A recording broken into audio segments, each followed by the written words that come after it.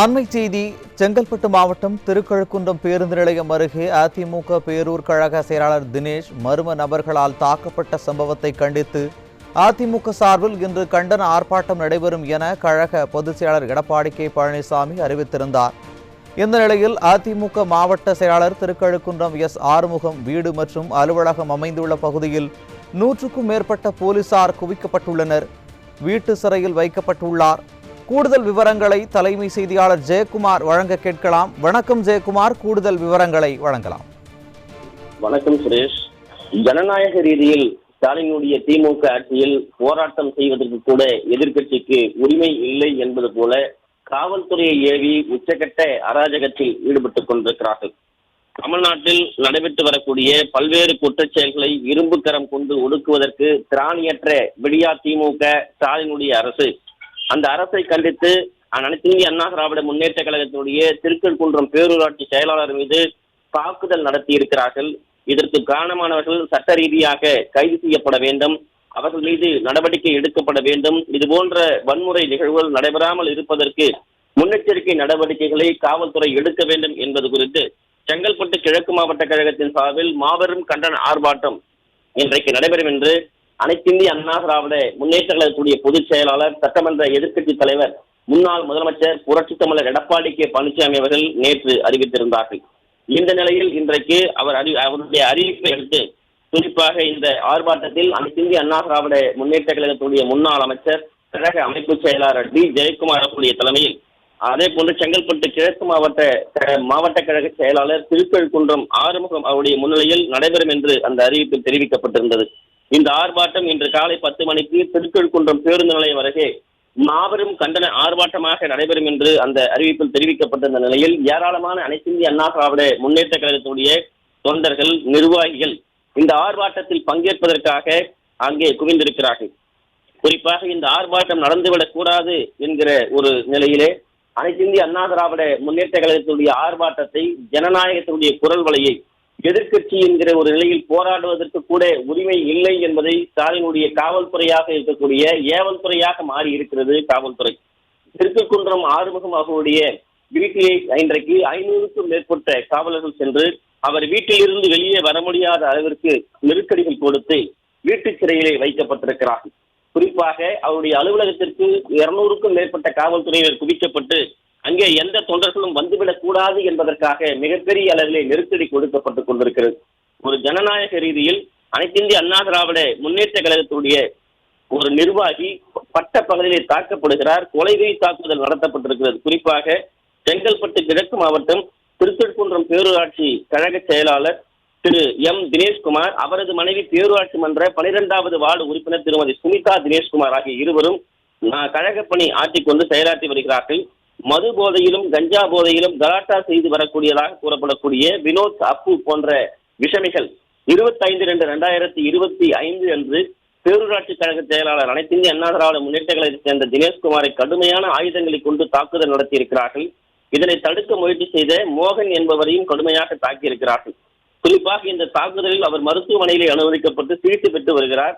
இந்த மிகப்பெரிய குண்டர்கள் போன்று கஞ்சா போதையிலே தாக்குதல் நடத்தியாக கூறப்படக்கூடிய அந்த குற்றவாளிகளை கைது செய்யாமல் அவர்களுக்கு காவல்துறை துணை போகிறது. இதனை கண்டித்து அனைத்திந்திய அண்ணா திராவிட முன்னேற்ற கழகத்தின் சார்பிலே இன்றைக்கு மாபெரும் கண்டன ஆர்ப்பாட்டம் நடந்துவிடக் கூடாது என்பதற்காக திருக்கழுக்குன்றம் ஆறுமுகம் அவர்களை இன்றைக்கு அவருடைய வீட்டு சிறையிலே குறிப்பாக 500க்கும் மேற்பட்ட காவல்துறையினர் குவிக்கப்பட்டு அவரை வீட்டிலேயே சிறை வைக்கப்பட்டிருக்கிறார்.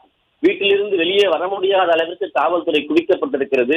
காவல்துறை எப்படி யாருடைய ஏவல் துறையாக இப்படி மாறி இருக்கிறது? யாரை திருப்திப்படுத்துவதற்காக ஒரு மாவட்ட செயலாளர், எதிர்க்கட்சியை சேர்ந்த மாவட்ட செயலாளர் ஜனநாயக ரீதியில் போராட்டம் நடத்துவதற்கு, கண்டன ஆர்ப்பாட்டம் நடத்துவதற்கு கூட உரிமை இல்லை என்றால் இங்கே ஜனநாயகத்தினுடைய குரல்களை எப்படியெல்லாம் குழி தோண்டி புதைக்கப்படுகிறது, எப்படியெல்லாம் நசுக்கப்படுகிறது?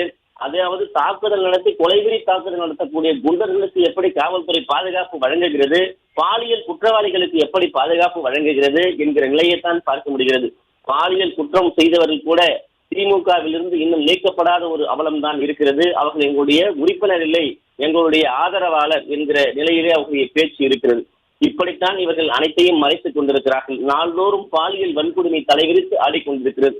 இன்று காலையிலிருந்து 3-4 பாலியல் வன்கொடுமைக்கு ஆளாக்கப்பட்டிருக்கிறார்கள். 17 வயது சிறுமி 5 பேர் சேர்ந்து பாலியல் வன்கொடுமை செய்திருக்கிறார்கள். இப்படிப்பட்ட அலங்கோலங்கள் அரங்கேறிக் கொண்டிருக்கிறது.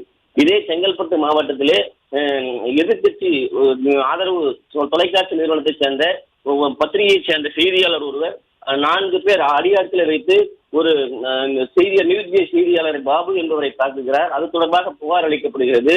புகார் அளிக்கப்பட்டு இன்னும் 1 வார காலமாக அதன் மீது ஒரு FIR முதல் தகவல் அறிக்கை பதிவு செய்து குற்றவாளிகளை கூட கைது செய்யாத ஒரு காவல்துறையாக இருக்கிறது.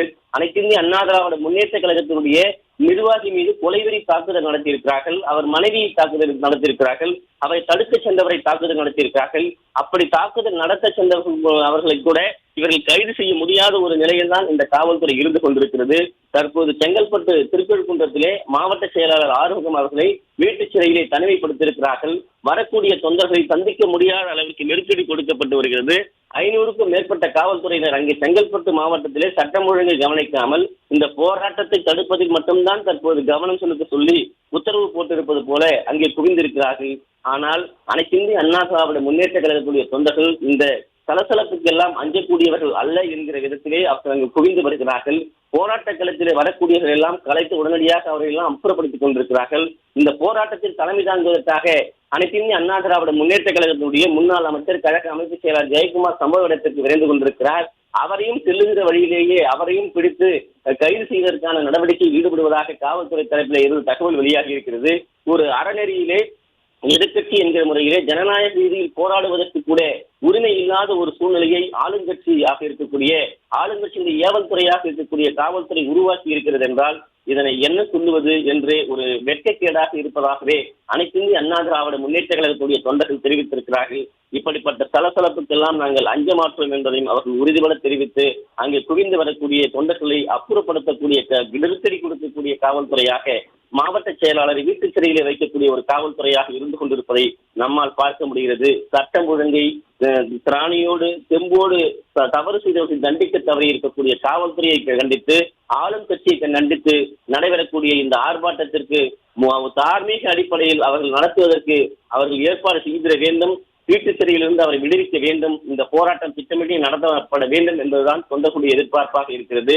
தவறு செய்த குண்டர்களை கைது செய்யப்பட வேண்டும் என்பதுதான் அனைத்து இந்திய அண்ணா திராவிட முன்னேற்ற கழகத்துடைய பொதுச் செயலாளருடைய அறிக்கையிலிருந்து தொண்டர்களுடைய கோரிக்கையாக இருப்பது குறிப்பிடத்தக்கது. சுரேஷ், விவரங்களை வழங்கியமைக்கு நன்றி ஜெயக்குமார்.